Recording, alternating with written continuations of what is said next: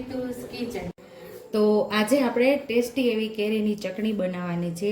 રોટલી હોય કે ભાખરી હોય કે થેપલા હોય એનો તમને 100 ગણો સ્વાદ વધારી દે તેવું આજે આપણે ચટણી બનાવવાના છે। તમે શાકનો બનાવો ને તો પણ ચાલશે, એવી ટેસ્ટી એવી આપણી આ ચટણી બનશે। તો અહીં આપણે 2 મોટી કેરી લઈ અને સુધારી લીધી છે। એક કેરી થોડી કણે ચડી ગઈ હતી એટલે એ સુધારી લીધી છે। એને સરસ આપણે મિક્સર જારમાં લઈ અને એનો પલ્પ તૈયાર કરી લઈશું। થોડી હળદર આપણે પીસવામાં નાખી દઈશું, થોડું સ્વાદ મુજબ આપણે પીસવામાં મીઠું નાખી દઈશું। હવે આપણે સરસ પલ્પ તૈયાર કરી લઈશું।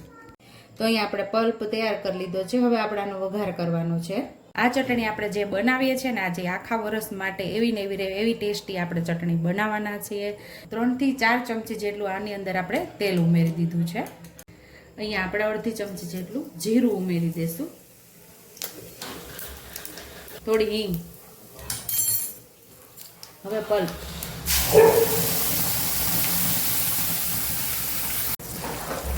અહીંયા આપણે હળદર પહેલાથી એટલા માટે ઉમેરી કે હળદરનો કાચો સ્વાદ ન આવે, આપણે પાછળથી ઉમેરીએ તો હળદરનો કાચો સ્વાદ આવે।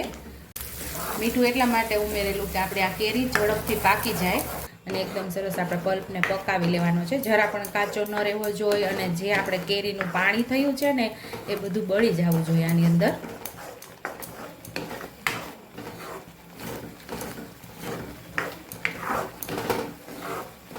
અહીંયા કેરીનું પાણી બળી ગયું છે, તો જેટલી કેરીનો પલ્પ હતો ને એટલી જ આપણે અહીંયા ખાંડ ઉમેરશું।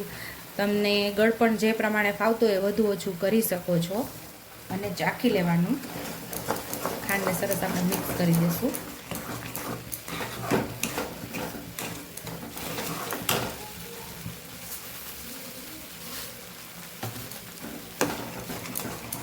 આજે આપણે ખાંડનો ઉપયોગ કર્યો છે। આ જગ્યા ઉપર તમારે ધાગાવાળી જે સાકર આવે છે એટલે કે મિશ્રી એનો પણ ઉપયોગ કરી શકો છો અને ગોળનો પણ ઉપયોગ કરી શકો છો।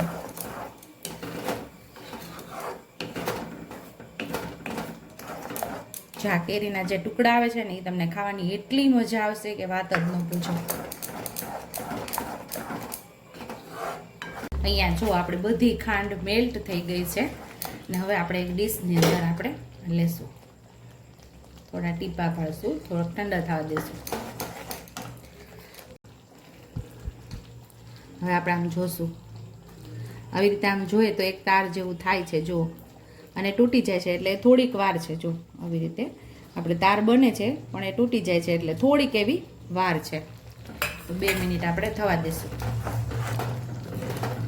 હવે 2 મિનિટ પાછું પકાવીને આપણે હવે જોઈ લેશું કે આપણો તાર બને છે કે નહીં। તો અહીંયા એક તાર બને છે, આપણી ચટણી રેડી થઈ ગઈ છે હવે। અને હવે ગેસ બંધ કરી દઈશું આપણે। અહીંયા આપણે ગેસ બંધ કરી અને થોડું ઠંડુ થવા દઈશું, પછી જ આની અંદર લાલ મરચું પાવડર ઉમેરશું। જો અત્યારે આપણે લાલ મરચું પાવડર ઉમેરી દઈએ ને તો એ કાળું થઈ જાય છે, તો એ આખા વર્ષ માટે સારું ના રહે, એકદમ કાળું પડી જાય। આખા વર્ષ માટે જો આપણે રાખવી હોય આ ચટણીને તો આને ઠંડુ થવા દેવાનું અને પછી લાલ મરચું પાવડર આપણે ઉમેરીએ છીએ ને તો એનો ટેસ્ટ એવો ને એવો જળવાઈ રહે છે ને કલર પણ સરસ એવો ને એવો રહેશે।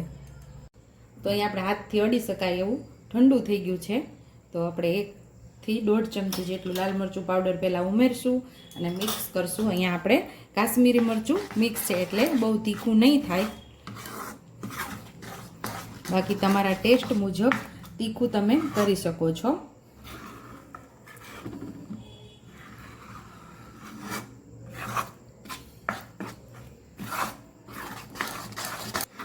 તો આટલી ચટણીની અંદર આપણે 1.5 ચમચી જેટલું લાલ મરચું પાવડર ઉમેરેલું છે, તો મસ્ત એવો લાલ કલર આવી ગયો છે। જે પ્રમાણે તમને તીખાશ ફાવતી હોય એ પ્રમાણે તમે અહીંયા લાલ મરચું પાવડર ઉમેરી શકો છો, તીખું વધુ ઓછું કરી શકો। ગળપણ પણ તમારા સ્વાદ મુજબ તમે ઓછું વધુ કરી શકો, ખાંડથી બનાવી શકો, ગોળથી બનાવી શકો અને સાકરથી પણ આ ચટણી તમે બનાવી શકો છો। આ ચટણી આપણી એકદમ મસ્ત એવી ઠંડી થઈ ગઈ છે, તો એક કાચની બોટલની અંદર આપણે ભરી લેશું।